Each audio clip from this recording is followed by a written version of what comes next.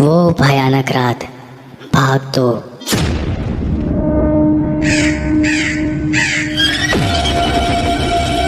सड़क पर कोई था?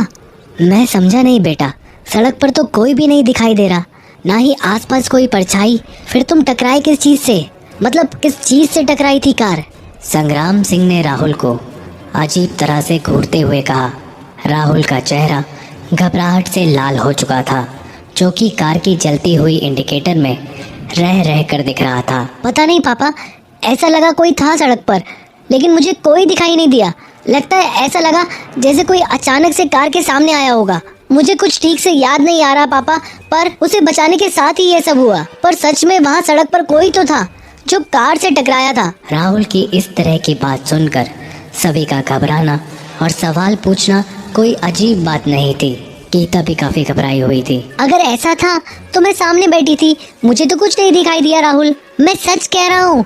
हो सकता है हम बात करने में इतने मशगूल हो गए थे कि ठीक से ध्यान ही नहीं दे पाए, पर मुझे पूरा यकीन है कि कुछ तो था, क्योंकि टकराने की आवाज भी हुई थी। राहुल अब भी परेशान था और पेड़ से भिड़ी हुई अपनी कार को घूर रहा था। सभी लोग ये जानने में लगे थे आखिर ये सब अचानक हुआ कैसे। बेटा, लगता है तुम्हें वहम हुआ है। हो सकता है तुम काफी थक गए हो। बात करते हुए तुमने ध्यान नहीं दिया होगा और गाड़ी बहक गई होगी या कोई गड्ढा आ गया होगा। वैसे भी काफी अंधेरा है, अब जाने दो। वहाँ तो कोई भी नहीं है और भगवान का शुक्र है हम सब सही सलामत है। चलो देखते हैं गाड़ी तो ठीक है ना, वरना आज रात इस घने जंगल में तेरी मम्मी की भूतों वाली कहानियां सुन के बितानी पड़ेगी। इस छोटे से एक्सीडेंट के पीछे फिर तेरी मम्मी कोई भयानक कहानी रच लेगी। संग्राम सिंह ने चिढ़ते हुए कहा और वो कार की तरफ बढ़े और ड्राइविंग सीट पर बैठते हुए उन्होंने कार को स्टार्ट करने की कोशिश की।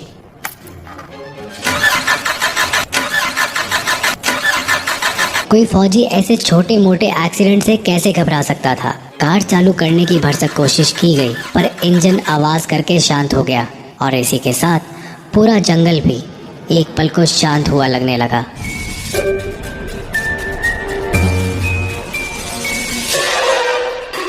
बेटा, ये कैसी सुनसान सड़क है? अर्चना सड़क के दोनों तरफ देखते हुए बोली। ना कोई रोशनी और ना ही कोई गाड़ी आ रही है, मुझे तो बहुत डर लग रहा है। अर्चना शायद उस कहानी को रचने लगी थी जिसका जिक्र अभी संग्राम ने किया ही था। अरे मम्मी, आपने ही तो कहा था आज अमावस की रात है तो अंधेरा तो होगा ही, और वैसे भी जंगलों में रोड लाइट्स तो होती नहीं है मम्मी। आप प्लीज ये सब सोचना बंद करो, राहुल ने कहा, क्योंकि वो जानता था अर्चना के डरे हुए बर्ताव को और अभी समय वहां से निकलने का था, इन कहानियों का नहीं। तभी संग्राम सिंह से कार स्टार्ट हो गई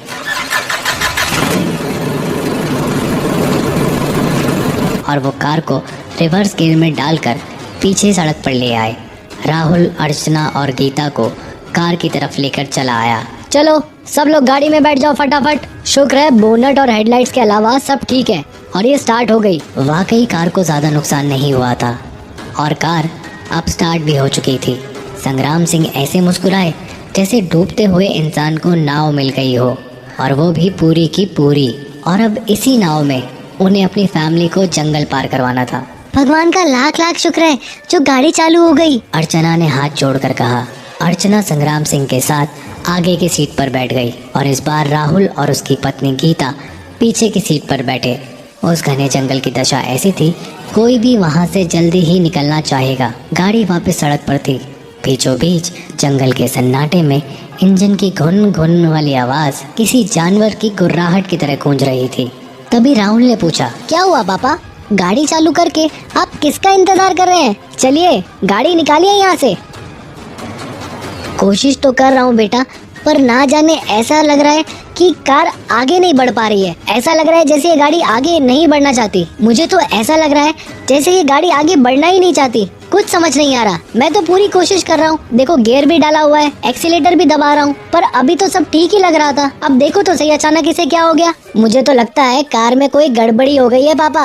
अरे इतने जोर से जो पेड़ से टकराई थी। आप यहीं रुकिए, मैं बाहर जाके देखता हूँ, शायद कोई प्रॉब्लम हो, राहुल ने कहा और उसने कार का दरवाजा खोला। पर अर्चना ने मुड़कर उसका हाथ पकड़ लिया। नहीं बेटा, कार से मत उतरना। जाने क्यों मेरा दिल जोर जोर से घबरा रहा है। ऐसा लग रहा है जैसे कोई अनहोनी होने वाली है। कुछ भी ठीक नहीं लग रहा।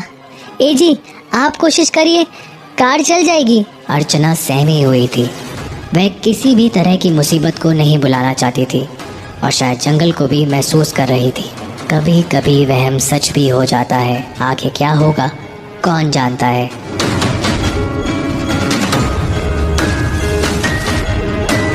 क्या मम्मी, आप भी ना, अगर गाड़ी चल सकती तो अब तक हम आगे निकल चुके होते ना। चेक तो करना ही पड़ेगा, नहीं तो वाकई हम यहाँ फंस जाएंगे। और आप इतना डर क्यों रही हो? मैंने कहा ना कुछ नहीं होगा, आप चिंता मत कीजिए, मैं देखता हूँ। पापा जरा वो टॉर्च देना। फिर राहुल टॉर्च लेकर बाहर आ गया और कार का बोनट उठाकर चेक करने लगा। अर्चना और गीता का ध्यान कार के शीशे से बाहर की तरफ ही था, जैसे वो कुछ खतरे को भांपने की कोशिश में थे। और संग्राम सिंह कार को चालू करने की कोशिश में थे, क्योंकि उन्हें किसी खतरे से डर नहीं लगता था। तभी अचानक कार के बाहर से राहुल की एक जोरदार चीख सुनाई दी। एक ऐसी जोरदार आवाज़ जिसने किसी डर को छू लिया हो।